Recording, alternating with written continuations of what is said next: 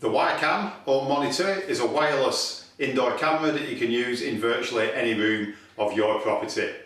This camera is extremely useful in that it connects to your wireless router and it will send pictures directly to the website. The camera is motion operated, so it works with a sensor. Whenever there is movement, it will operate and it will start filming.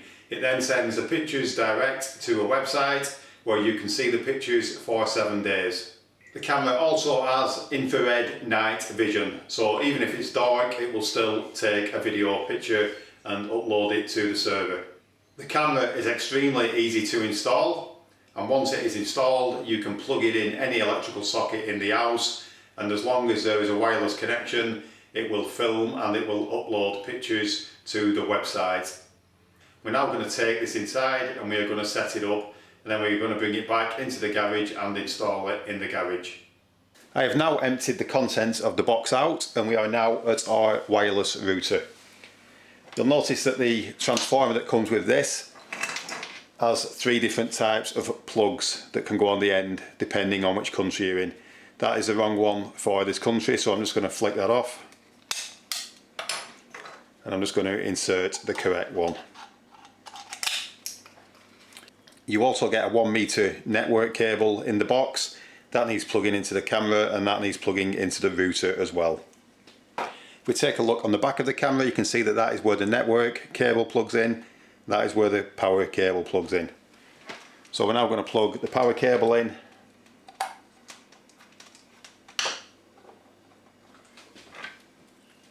And we are now going to plug the network cable in.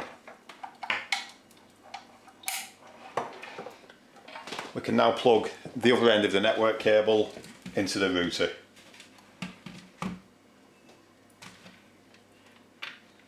We can now plug the transformer into a socket and switch that on. When you switch the camera on, the LED should be red, indicating that it's got power. And what you are waiting for is it turning green. Once it's gone green, it means that it has got a connection. And you can now see that it's turned green, so it has now connected to the server. We are now at the computer and we are now going to set up an account on the Wacom website. We're now going to click on the Get Started button and we are going to create an account.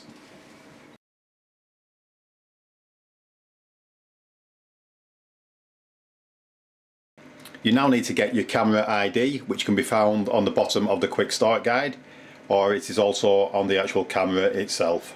We can now type the camera ID into that field.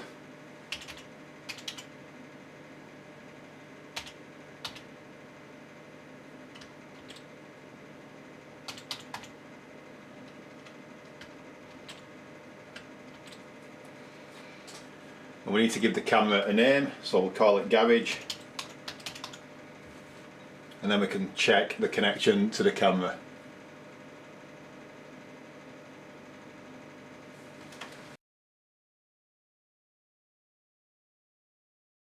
We now have a list of the wireless networks available, and that is the one that we want to use. So I'm now going to enter the wireless key.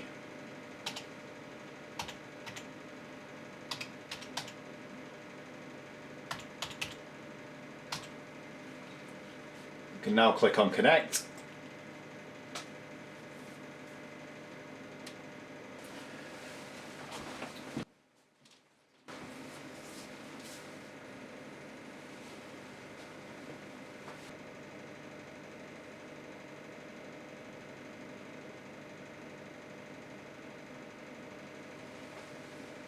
We can now remove the Ethernet cable and then we can click on Next.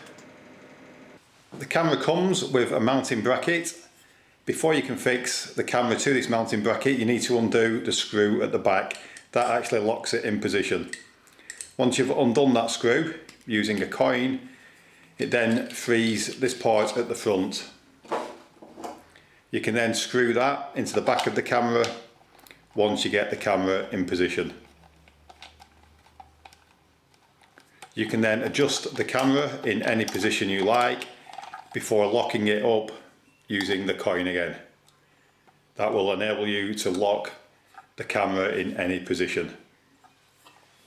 So the next job is to fit the mounting bracket.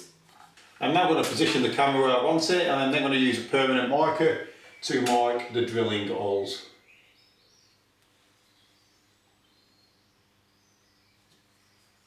I'm now just going to stick a bag underneath these two holes to collect any dust. I'm now going to drill the holes using a masonry drill bit.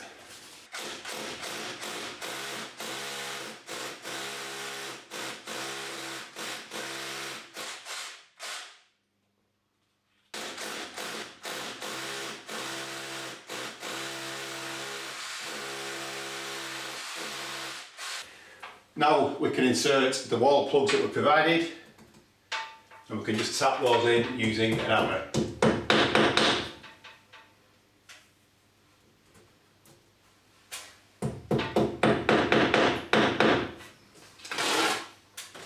We can now position the bracket, and we can screw it to the wall using the screws provided.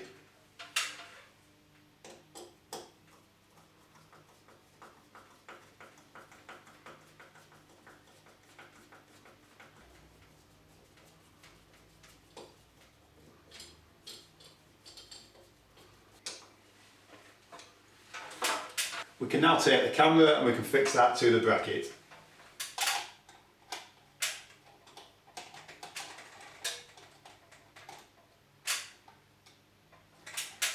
Once we've done that, we can position it approximately where we want it and tighten up the screw on top using a coin.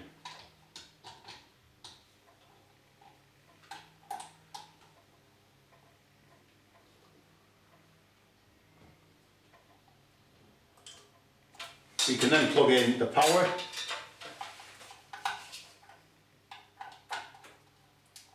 We can then plug the adapter into a socket, and we can switch that on. And you can see that the camera is currently red. It's now flashing. Once it turns green, we can then go back inside and we can set that up on the computer.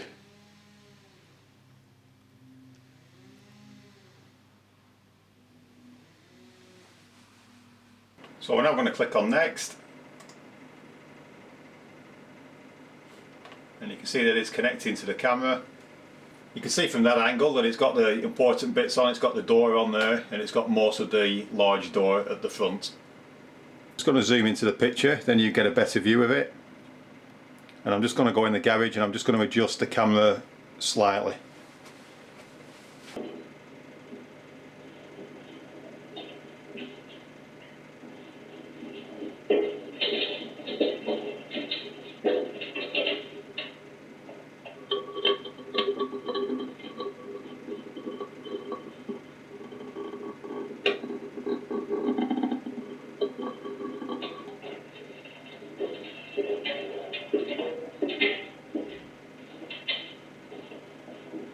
That is a lot better. I can now see the door still, and I can also see the large majority of the garage. You now just need to click on next. We can now click to create the motion zone. So if we click on that, we don't want the camera picking up anything outside of the door. So we're just going to move that in a bit. And all the rest of the garage is fine.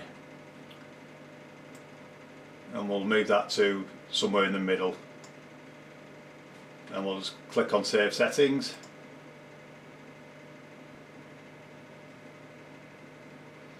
You can now set the time, which is correct, GMT London.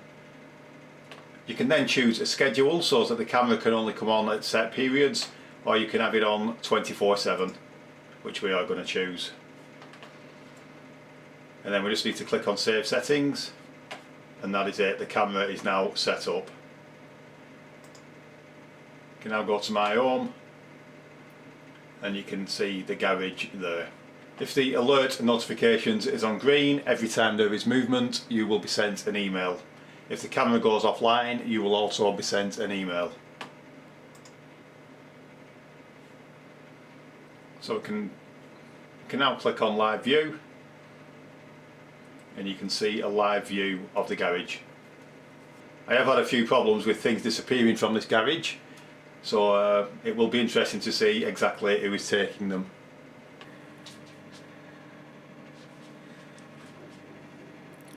And there we go, we have now got video evidence.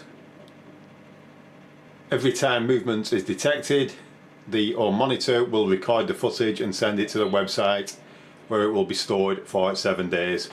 So down the right hand side here you have all the different events with all the different dates and times on. As well as being able to check the video from anywhere in the world with an internet connection, you can also check it on a smartphone. I've just logged in now. If we click on the live view and then click on play, you can then monitor the area using your smartphone.